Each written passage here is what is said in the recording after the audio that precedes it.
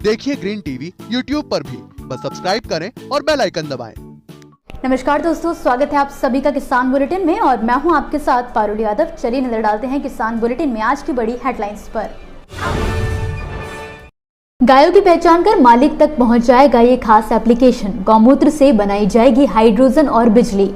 इस किसान ने जुगाड़ू तकनीक से बनाई ये खास मशीन। सिर्फ 2000 रुपए में मिलेगा 18,000 का यंत्र। भारत की कृषि विकास दर पहुंची 3.3%। महाराष्ट्र ने बाजी मार पहले स्थान पर किया कब्जा। वैसे तो भारत में गायों का अलग ही महत्व है, मगर बावजूद इसके बेसहारा गायों या गौवंशों की संख्या हर दिन बढ़ती जा रही है। हालांकि न केवल सरकार द्वारा बल्कि निजी स्तर पर भी कई संस्थाओं द्वारा आवारा पशु से छुटकारा पाने के प्रयास किए जा रहे हैं और इनके संरक्षण के लिए अभियान चलाए जा रहे हैं। ऐसी ही एक पहल डॉक्टर APJ अब्दुल कलाम प्राविधिक विश्वविद्यालय में की गई है। AKTU में 9 दिसंबर के दिन गौ ऐप और गौमूत्र से हाइड्रोजन और फिर बिजली बनाने का डेमो दिया गया। इस दौरान वहां मौजूद लोगों ने ऐप को अपने मोबाइल में डाउनलोड भी किया।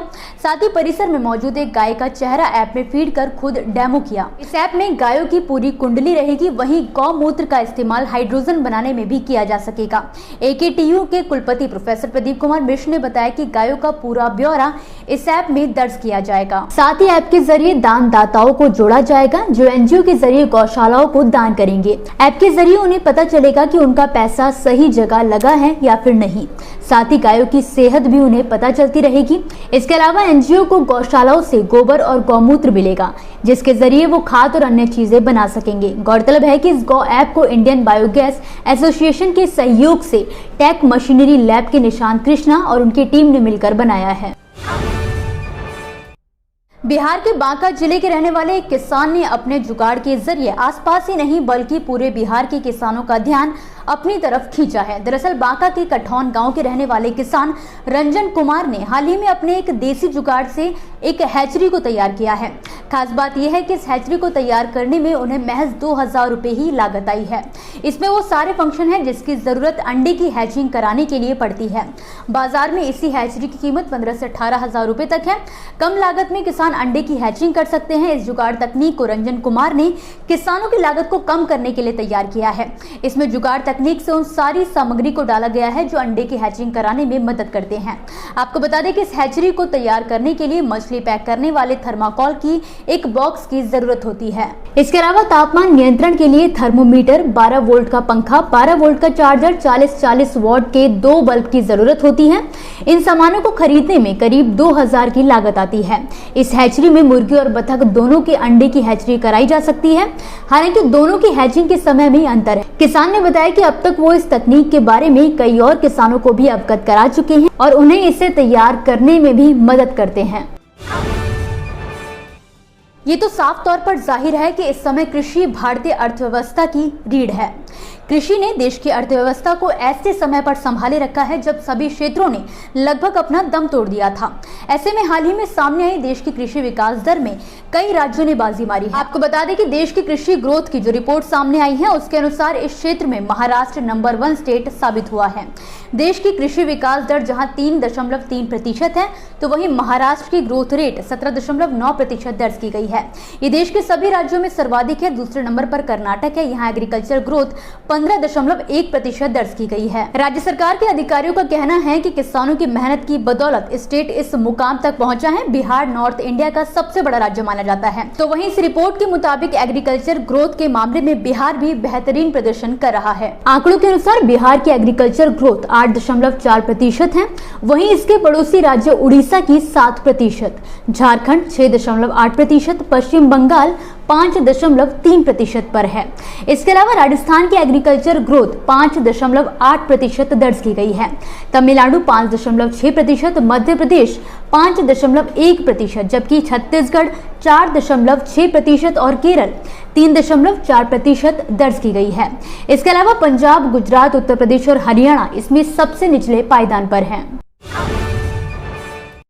दोस्तों, ये थी वो खबरें जिन्हें हमने आप तक विस्तार से पहुंचाया, लेकिन अब हम बात करेंगे कुछ ऐसी खबरों की जिनके बारे में भी आपके पास जानकारी होना जरूरी है। तो चलिए फटाफट से एक नजर डालते हैं खेती किसानी और कृषि क्षेत्र से जुड़ी आज की छोटी बड़ी अपडेट्स पर। किसानों से लेकर आम जनता तक इन दिनों आवारा पशुओं के कहर से सभी परेशान हैं। खासतौर पर किसानों में इनको लेकर काफी ज्यादा आक्रोश है, क्योंकि आए दिन इन आवारा पशुओं द्वारा उनकी फसलों को नुकसान पहुंचाया जाता है और किसानों की लाख शिकायतों के बावजूद सरकार द्वारा केवल आश्वासन ही दिया जा रहा है। इस बीच उत्तर प्रदेश के बिजनौर के ग्रामीण क्षेत्रों में फसल की बर्बादी से परेशान किसानों ने आज भारतीय किसान यूनियन राजनैतिक के बैनर तले कोतावली में छुट्टा पशु को इकट्ठा कर आंदोलन की शुरुआत की है, जो कि उनकी मांगे पूरी नहीं होने तक जारी रहेगा। राजस्थान के झालावाड़ जिले में भूमिहीन कृषक महिला श्रमिक को राजस्थान कृषि श्रमिक संबल मिशन योजना के तहत हस्तचलित कृषि यंत्र निःशुल्क उपलब्ध कराए जाएंगे। कृषि अतिरिक्त निदेशक के आदेश के बाद जिले में करीब 2000 श्रमिकों की सूचियां विभाग ने तैयार कर ली हैं। जिले में कुल 4161 महिला श्रमिकों को योजना का लाभ दिया जाएगा। महाराष्ट्र के नांदेड़ जिले में कड़ाके की ठंड से अमरूद के बाग को काफी नुकसान हो रहा है। सर्द मौसम का असर कृषि फसलों पर पड़ रहा है, इससे किसान परेशानी में हैं। आपको बता दें कि जिले के फल किसान इस समय दोहरे संकट का सामना कर रहे हैं, क्योंकि शुरुआत में बेमौसम और तेज बारिश से सोयाबीन, उड़द, मूंग, अरहर, कपास की फसल को काफी नुकसान हुआ है। इससे उद्घाटन में भारी गिरावट आने की भी उम्मीद है, जिसके चलते किसानों पर आर्थिक प्रभाव पड़ रहा है। मध्य प्रदेश के राजगढ़ जिले की कृषि मंडी में भारी अव्यवस्थाओं का आलम देखने को मिल रहा है। यहाँ किसानों के विश्राम गृह पर ताले लटके रहते हैं। पीने की पानी की व्यवस्था भी नहीं है, जिससे किसान टैंकर का पानी पीने के लिए मजबूर हैं। इतना ही नहीं, यहाँ पर 5 रुपए में भरपेट भोजन की भी व्यवस्था बंद पड़ी है, जिसके कारण किसानों को काफी परेशानियों का सामना करना पड़ रहा है। मध्य प्रदेश के बुरहानपुर में खकनार क्षेत्र के नागझिरी पांगरी स्थित एक खेत में एक किसान ने 12 एकड़ में गन्ने की फसल लगाई थी, मगर रविवार को अचानक शॉर्ट सर्किट के कारण लगी आग में करीब 4 एकड़ क्षेत्र में लगी फसल जलकर राख हो गई। सूचना मिलने पर ग्रामीणों ने आग पर काबू पाने के प्रयास किए, लेकिन तब तक आग 12 में से 4 एकड़ फसल को जला चुकी थी। इसी के साथ आज के किसान बुलेटिन की बड़ी खबरों में फिलहाल के लिए बस इतना ही। आप मुझे दीजिए इजाजत और देखते रहिए ग्रीन टीवी। नमस्कार। देखिए ग्रीन टीवी YouTube पर भी, बस सब्सक्राइब करें और बेल आइकन दबाएं।